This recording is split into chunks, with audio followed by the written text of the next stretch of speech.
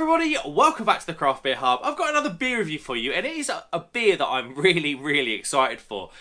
Ayinger or Ainger, however you want to say it, they are consistently, for me, one of the best German brewers across so many different styles. It doesn't matter if it's the October or the Fest beers, because they're not one of the big six. We'll get into that in a minute, but they're not one of the big six. They can't officially call a beer an Oktoberfest beer, but they brew a Fest beer. It's very good. Their Urweiss is fantastic.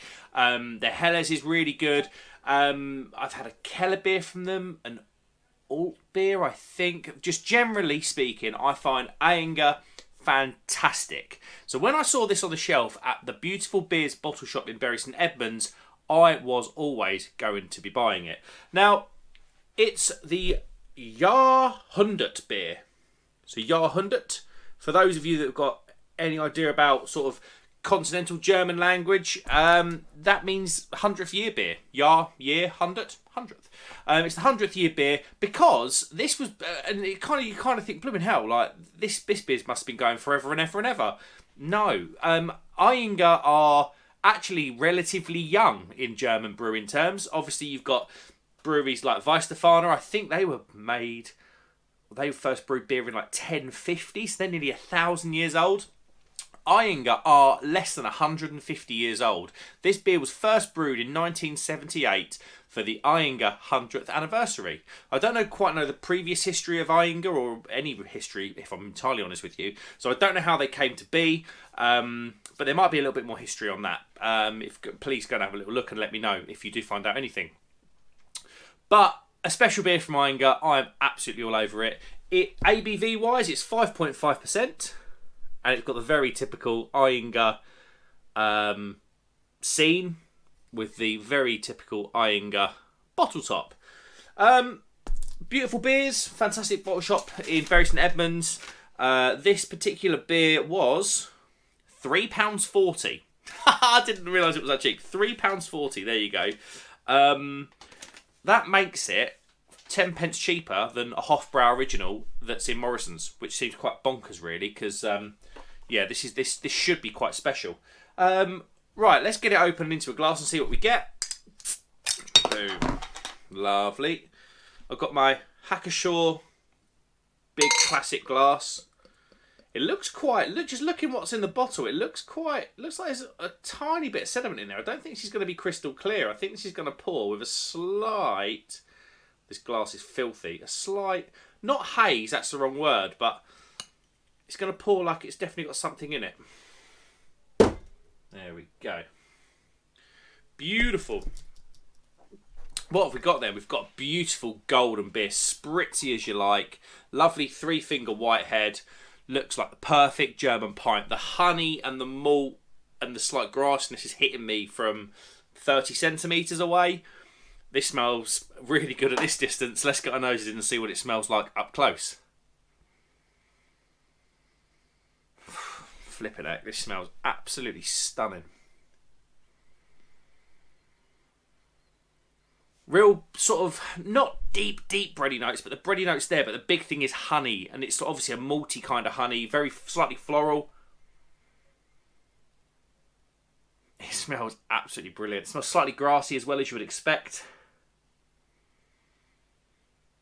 It just smells every bit the special German beer that I hope it's going to be. It smells absolutely fantastic. We've got to go in. Cheers, everybody.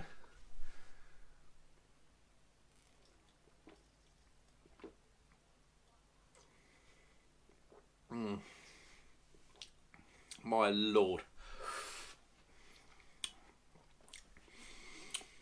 The first thing I'm going to talk about, I don't normally do this first, is the mouthfeel. There's a little bit of bite in the mouthfeel.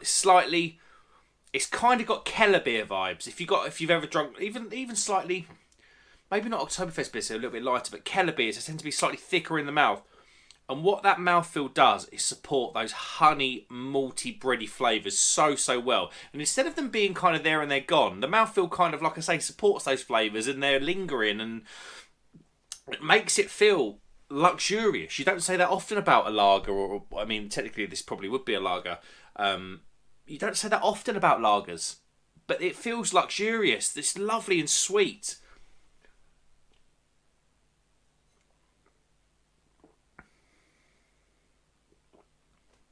A little bit of carbonation dancing on the tongue. The second phase of the beer is still honey, but you're getting a lot more herb. There's a little bit of herb coming through, a bit of lemongrass, a bit of kind of straw and grass from those hops. And the back end of this beer, there's a slight bit of bitterness, but that honey note still remains. It is just absolutely delicious. It's a weirdly, yet again, you don't say, or I say you, I'm assuming, I don't say this about lagers very often, it's kind of moreish. It's got this different thing about it.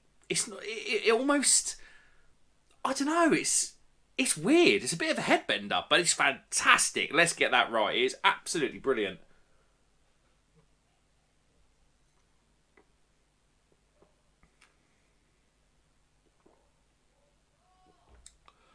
It just works so well, and I think that there's a little bit of an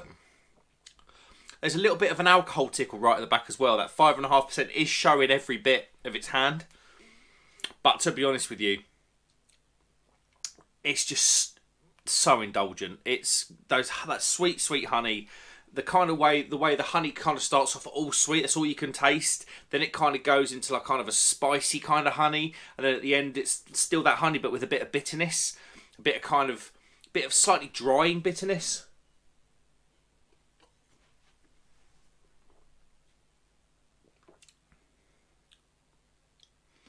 Yeah, slightly sort of drying, grassy bitterness. Slight hint right at the back of like mint, a bit of menthol as well. That'll be probably from those hops. That is top drawer. That. At £3.40, that's a fridge filler. That is just fantastic. Let's have a little look at the bottle. The Ainger don't normally put a whole lot on their bottles. Bayerischen Reichenbach beer, so it's obviously brewed to the German purity law. Original private brewery, Ayinger. Normally, if you sort of see these breweries that end in Ayinger, there will probably likely be a village or a town somewhere in Bavaria, because obviously you got the Bavarian flag at the bottom there, or the Bavarian crest. There's likely to be a village or a town in Bavaria called Ayinger, and this is the Ayinger beer. Water, barley, hops. Water, barley, malt, hops. I presume obviously it's got yeast in there as well. 5.5%. That is genuinely fantastic. That's one of the best beers I've drunk all year. One of the best beers I've drunk all year. It's been quite a long time actually since I must apologise actually at this point and say sorry for the lack of uploads. I've been really busy with the bar. We've had wedding fairs. We've had our first event. We've been really busy with the Barrel and Bridal Bar. If I'm honest with you, I've kind of not fallen out of love with beer. That's the wrong word, but it isn't. I don't know. It's probably the winter months. I kind of like lost that lust to have a beer.